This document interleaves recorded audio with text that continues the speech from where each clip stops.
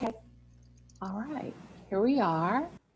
And people will be able to join us now. And we're already having some people come in. So welcome. As you come in, if you would please tell us where you're from, where you're calling in from.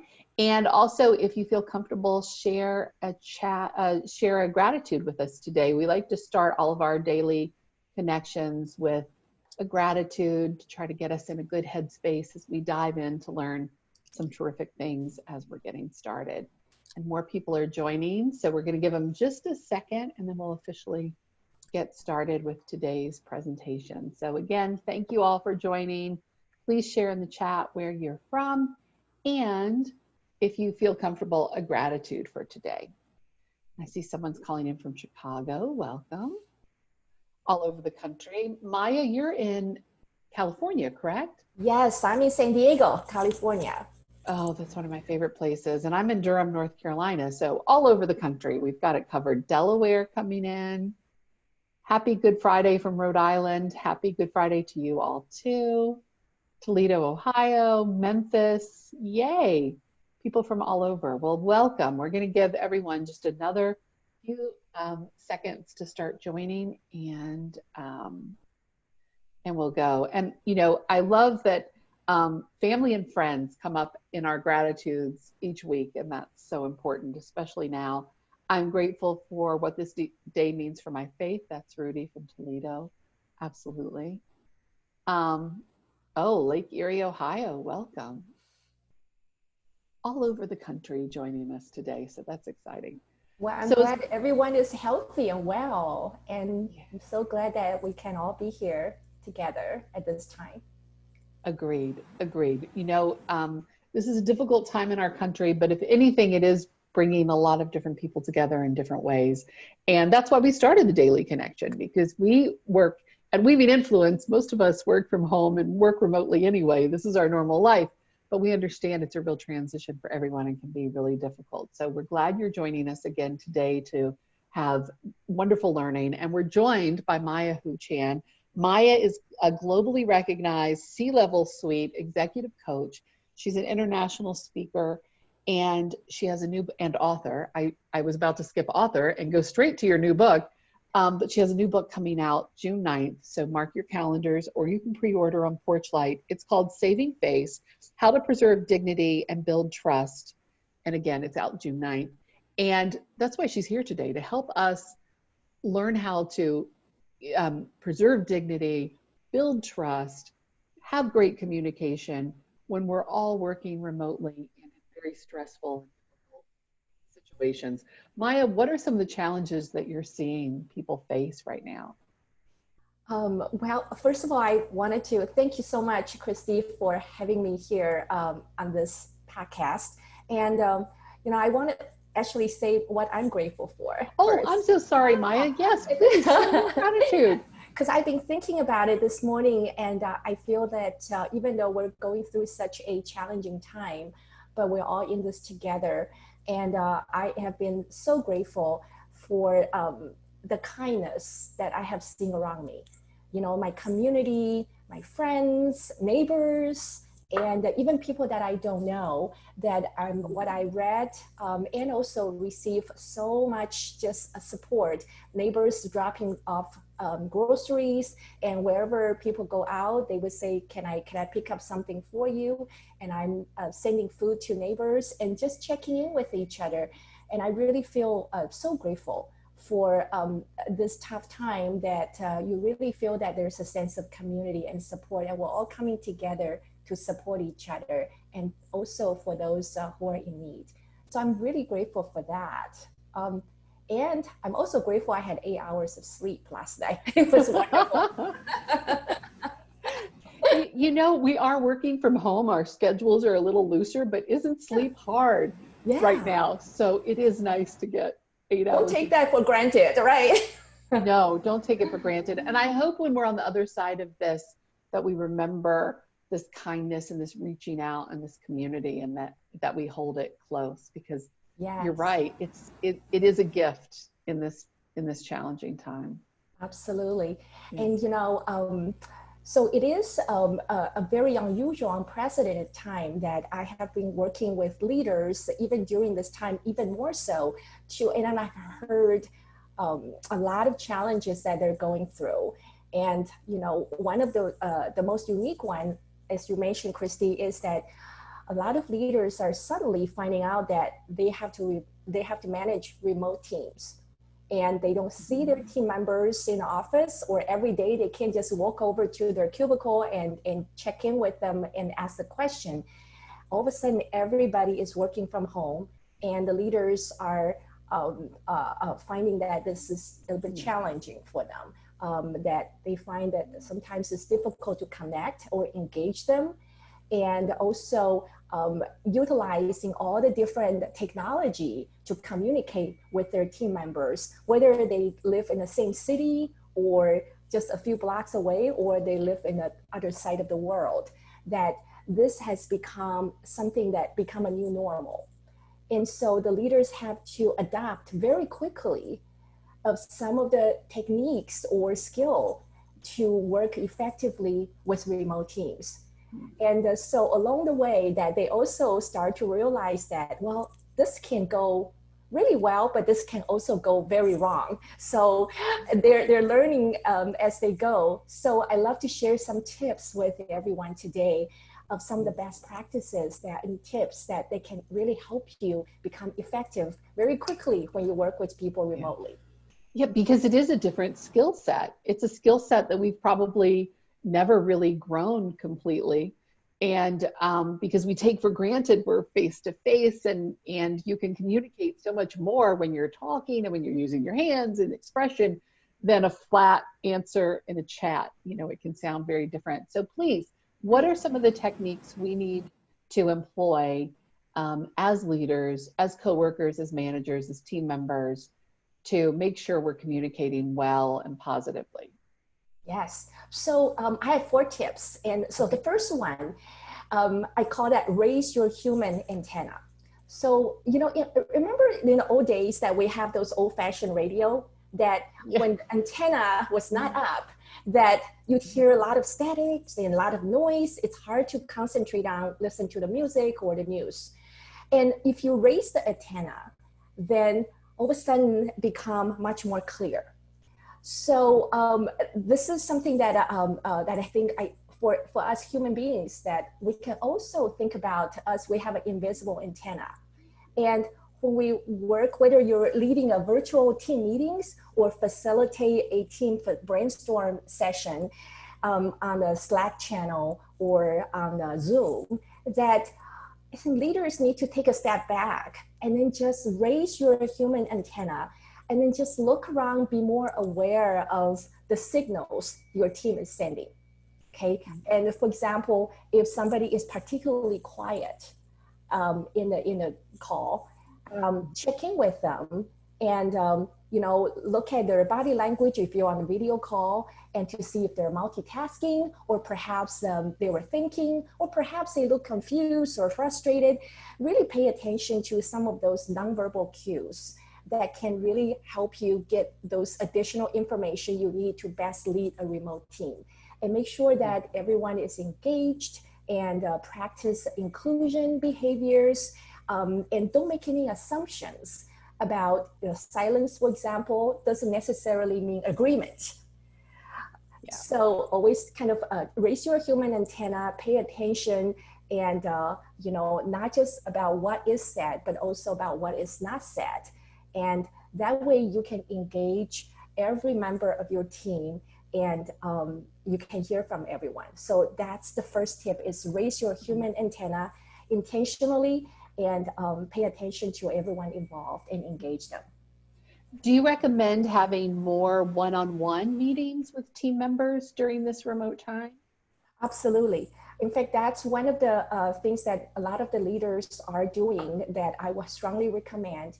So it's not just enough to have the team meeting, but also reach out to work with, to have those one-on-one check-ins. And it doesn't have to be a long call. You can have a daily check-in for 10, 15 minutes.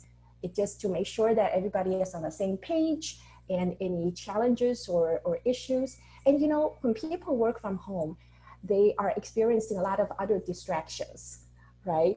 Some of them have little kids at home that all of a sudden they have to, they have to babysit, they have to take turn to cook meals, or perhaps someone is sick in the family that they have to take care of. So we do want to check in with the team member one-on-one to make sure that they're doing okay. If there's any challenges, that how can the leader support them?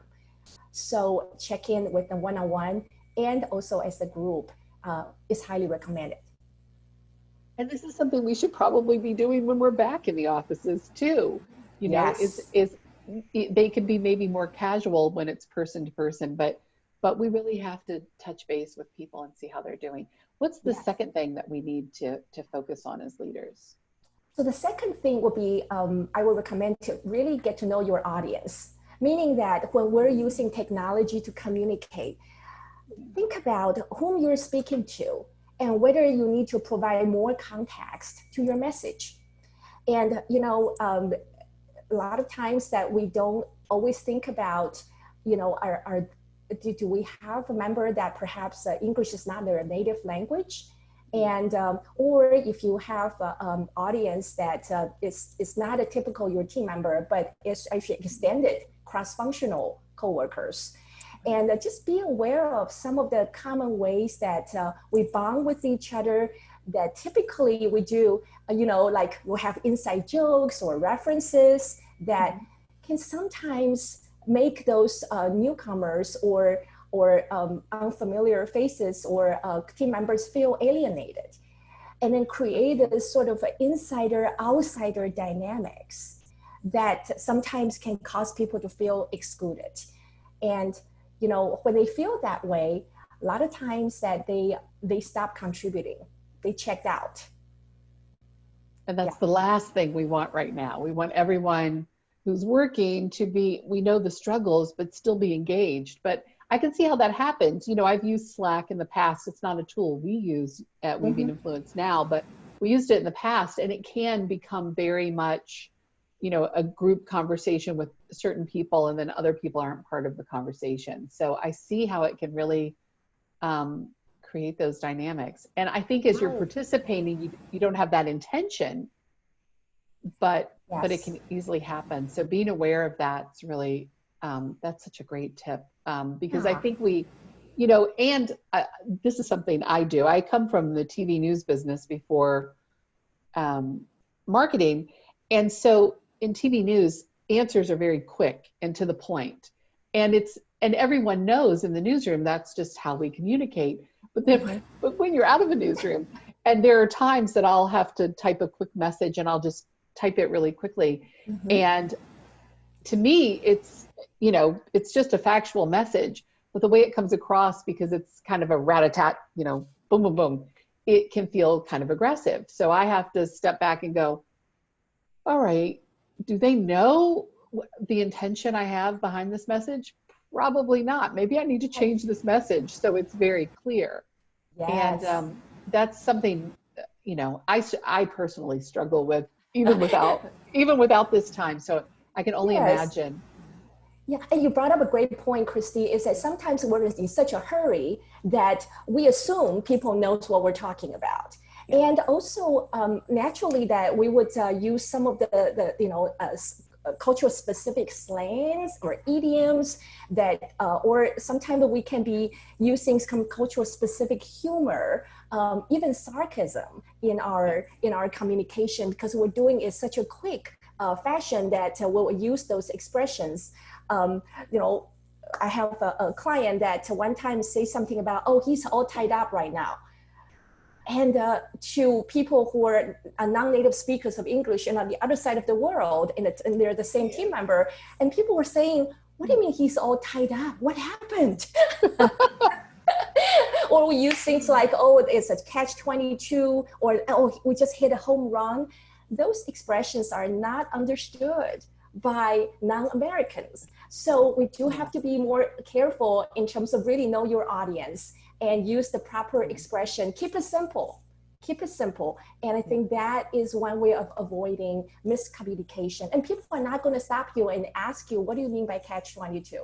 Right? Or ask you to clarify that. And then this can really cause some misunderstanding. So avoid those type of idioms or slangs or culture specific jokes or references, and really know your audience. That's such good advice. And, we put blinders on, and we think about what our experience is, and we don't think necessarily about the bigger team. What a great reminder. Thank you so much for that. And I think there's also like generational language sometimes, Yes.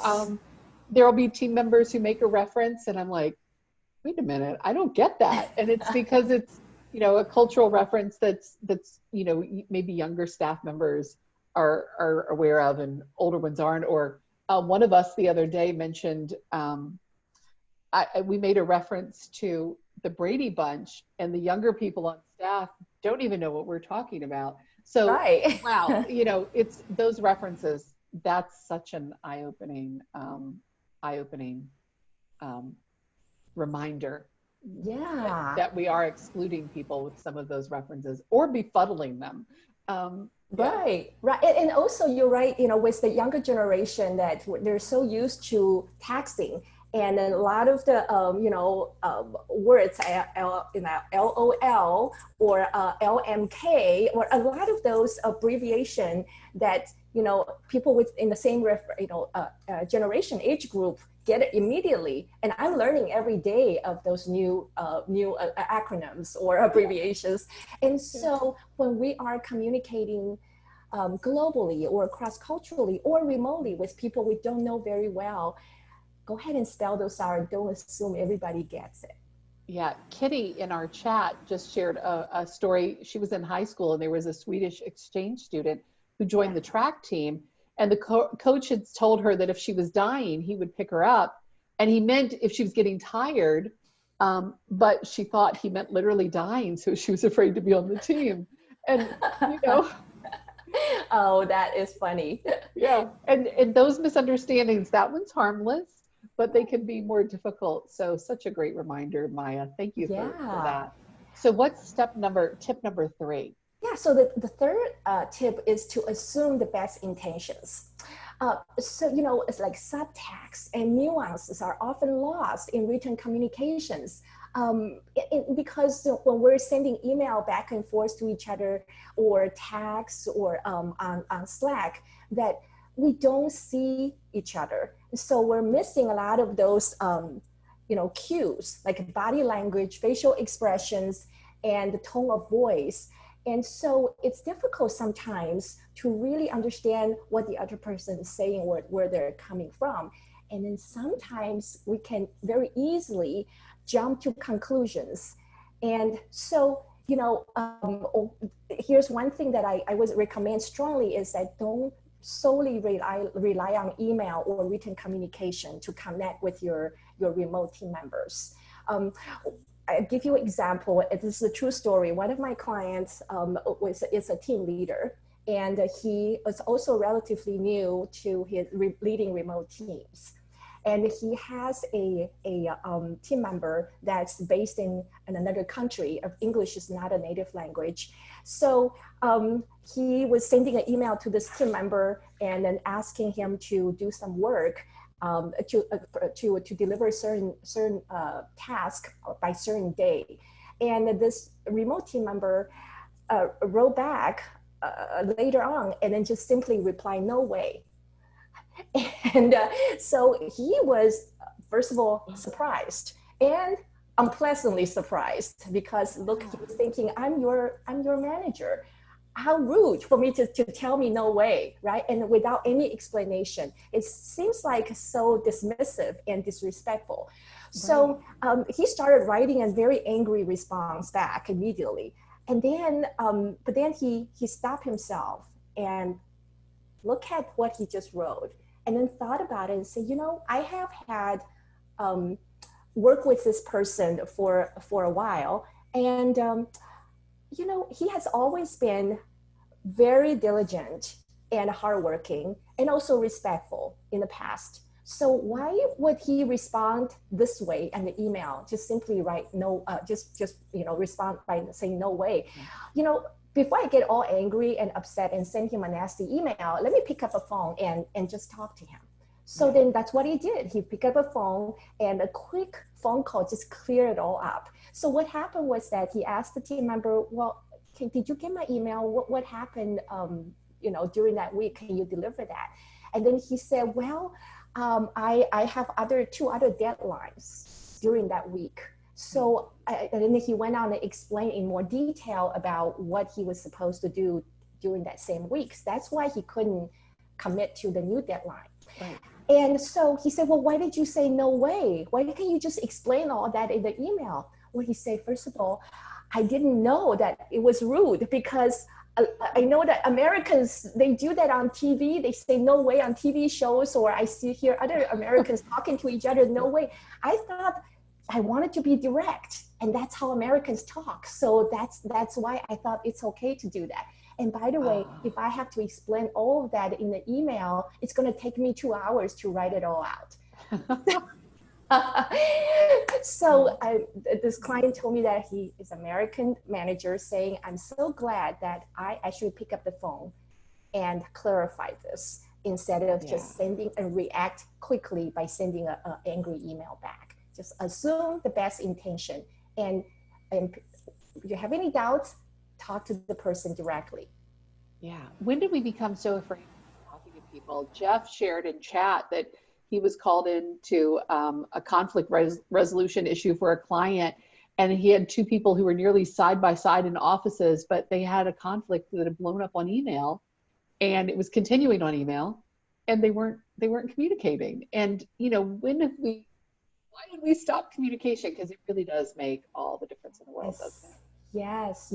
And Jeff, that's a great example. And, can you imagine that if they had stopped sending those angry email back and forth, and then just simply pick up the phone or walk to the other person's office and then just say, let's talk about this. And that things can get resolved much quicker and without damaging that relationship, and everybody save face, right? Yeah. And this is actually something that I wrote a lot about in my new book, Saving Face: How to Preserve Dignity and Build Trust. It's that interpersonal connection that we take that extra step, just build that connection, and then talk things out. And you can save a lot of time and also misunderstanding. Yeah. And assume the best intentions, like you said. Yes. I don't think anyone shows up to work and says, wow, I really want to be miserable and make everyone else miserable and do terrible work today. No one does that. I mean, no. I think no one does that. Most people show up going, I'm here, I'm ready to do my job, I want to do my best work. So when there are misunderstandings, we can usually come to some resolution. But great advice, Maya. Just great advice. So what's number 4? Yes. What do we need to watch out for? Number 4 is to be aware of public criticism or even praise. Okay. So you mentioned, Christy, earlier about Slack, right? So that's one way that's one platform that a lot of companies and remote teams are using on a daily basis, that I communicate with my editor, my publisher, my team members using Slack as well. And so what happened is that sometimes that, when you communicate on the Slack, everybody can see what you write, right? And then if you're a leader, or if you're a team member, that, you provide feedback to each other. And so how we communicate on those platforms can really lead to others losing face if we're not careful. And so one of my clients, let's just call her Grace, that she recently received some critical feedback.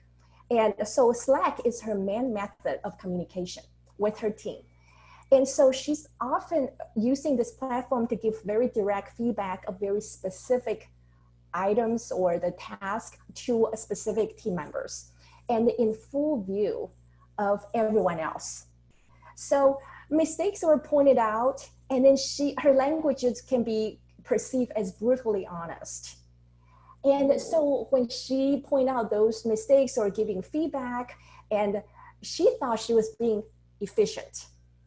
She thought she's being honest and quick to point out, and but then from the recipient side, that they were humiliated and they were really hurt. And then, in fact, they're so embarrassed that they shut down. So then she didn't realize that this has such a negative impact on her team. So then very quickly that she created a fear-based culture in the team, that the team members are so scared of making mistakes and losing face and losing credibilities among their peers. And then so people start to not communicating, or they're holding back and not sharing ideas, or not volunteer to do things, or taking any risk. And this teamwork really suffers. So what happened is she realized, she didn't realize that because nobody would actually come out and tell her that. But then what happened was that once after she received this feedback, and this is all anonymous, and when we do executive coaching, we provide those kind of feedback. And then she realized that I have to change this. I have to change the team culture. So then she started taking those direct feedback offline, and then also provide public recognition to her team members. And then so when she started doing that, that things started to turn around. And so that's one size fits all leadership approach, or to be brutally honest on the social on the platform, it doesn't always work well. In fact, sometimes can do more harm than it helps. Yeah, I think that's a great reminder too. You know, public praise, private correction. Whether we're home working remotely or we're in the office, I think that you're right. It's so important, but it's so easy when we're just on Slack to knock it all out at one time. So going back to assuming positive intention, I think we all mean well, but sometimes we're looking for that shortcut, that fast in the moment, and it can trip us up. Now, I know we're running, this has been so fascinating and so fun to talk with you, Maya, but I know you have a bonus tip for us. I do. So, in addition to those four tips, I have a bonus point for everyone. And this is one thing that in the last 20 years, I've worked with global leaders around the world, that this is one thing that is so practical and so easy to implement. And it's very effective when you work with remote teams, is that at every meeting, virtual meetings, phone calls, quickly take a minute to summarize what was decided. Quick bullet points. So you summarize both verbally and also by email. What has been decided, who is going to do what by when.